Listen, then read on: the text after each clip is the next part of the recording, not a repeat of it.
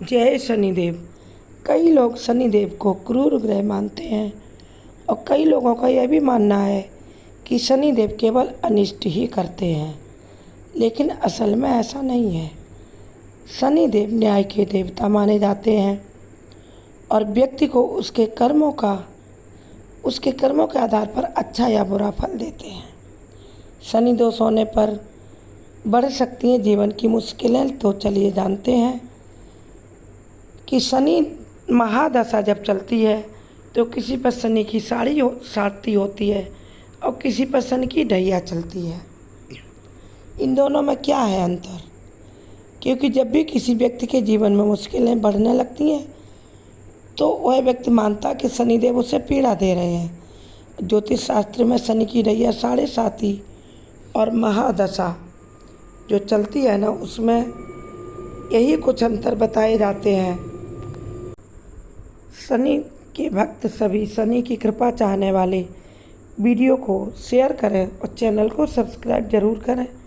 Comment box में जय शनिदेव लिखें। सबसे पहले जानते हैं शनि की 7.5 के बारे में। गोचर का शनि जब चंद्र राशि से एक भाव पहले भ्रमण करना शुरू करता है तब जातक की शनि की 7.5 का आरंभ होता है।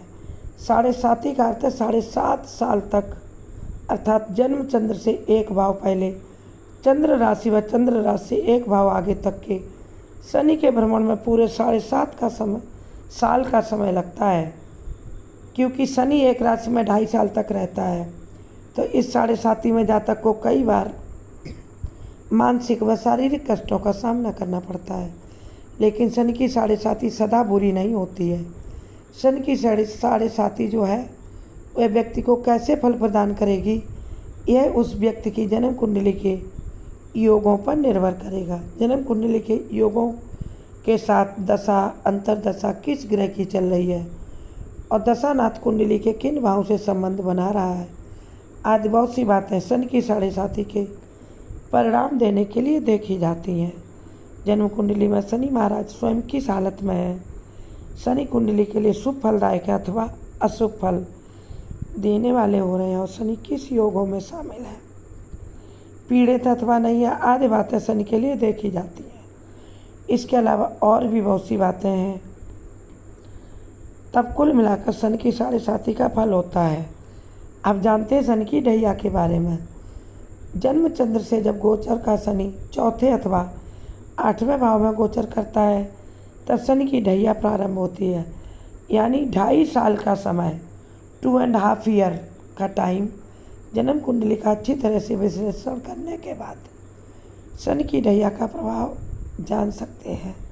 यह अच्छा या बुरा दोनों तरह का प्रभाव देता है। शनि केवल क्रूर देवता नहीं है, ये अच्छे फल भी देते हैं तथा बहुत कृपा करते हैं। जिसमें शनिदेव कृपा करते हैं उस समय व्यक्ति को रंक से राजा बना देते हैं और यदि टेढ़ी निगाह से देखें तो राजा को रंक भी बना देते हैं। चलिए जानते हैं कुछ उपाय। शनि की 7.5 अथवा ढैया में जीवन में बदलाव अवश्य आता है और यह बदलाव अच्छा होगा या फिर बुरा, क्योंकि ये आपकी जन्म कुंडली तय करेगी अन्य ग्रहों से मिलकर शनि की दशा ढैया या 7.5 कैसी साबित होती है आपके लिए। बहुत अच्छी साबित होने वाली है या बहुत बुरी। तो जब भी आपको जीवन में एकदम परिवर्तन नजर आए तो आप अपनी पूरी कुंडली का विश्लेषण करवाएं, क्योंकि शनिदेव अकेले ऐसा कुछ नहीं करते हैं। शनिदेव व्यक्ति को उसके कर्मों के अनुसार बिल्कुल नाप तोल कर फल देते हैं। उपाय के बारे में जानते हैं ठीक से।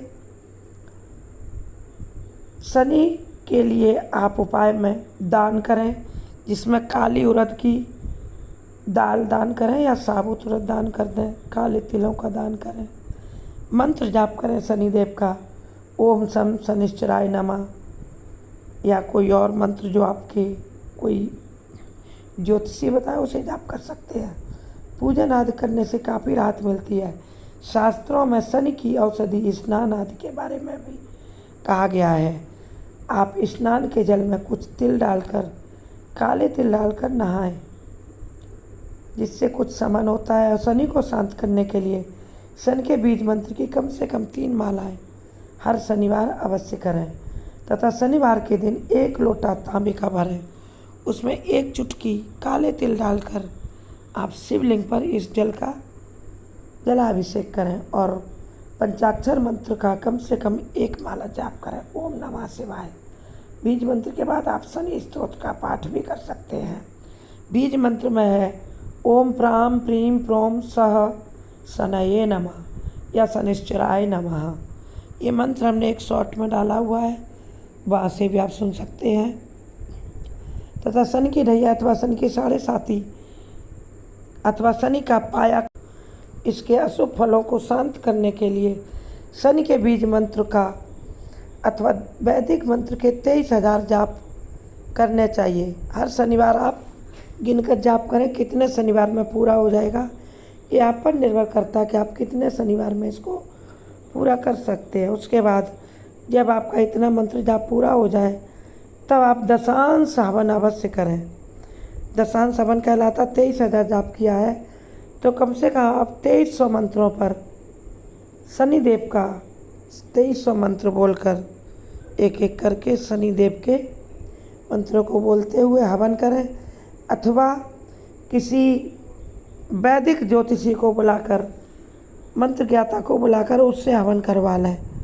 शनि का बीज मंत्र हमने आपको बताया था ओम प्राम प्रीम प्रोम स शनिश्चराय नमः, या सरल मंत्र भी बोल सकते हैं ओम सम शनिश्चराय नमः।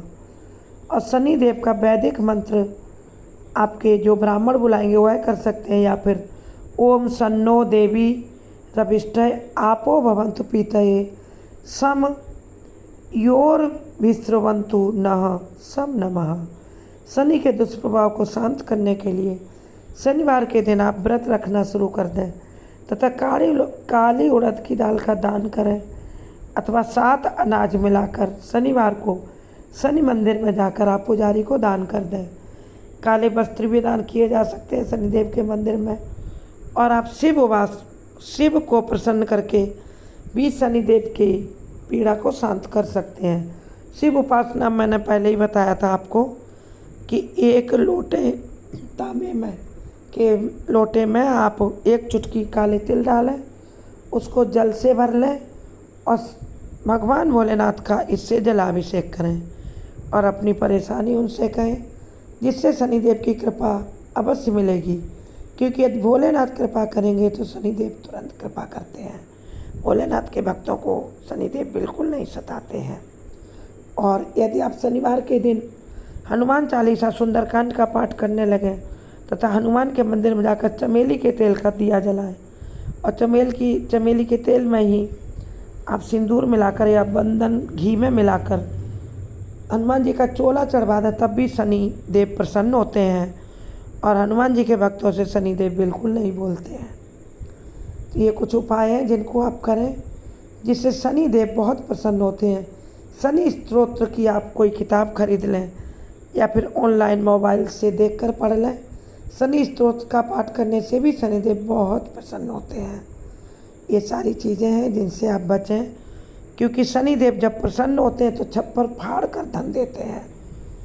प्रसिद्ध है कि कृपा दृष्टि कर देंगे तो रंक को राजा बना देंगे और क्रोधित हो जाएंगे तो राजा को रंक बना देंगे।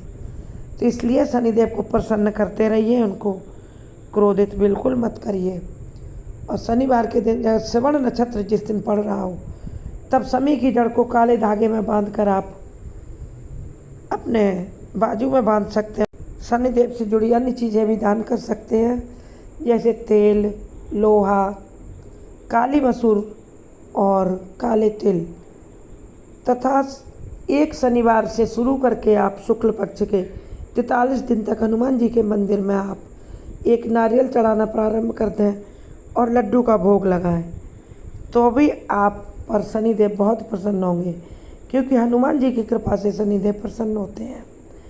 आप हनुमान चालीसा का भी पाठ कर सकते हैं, सुंदरकांड का भी पाठ 43 दिन तक कर सकते हैं। जय शनिदेव कमेंट बॉक्स में अवश्य लिखें। अन्य वीडियो भी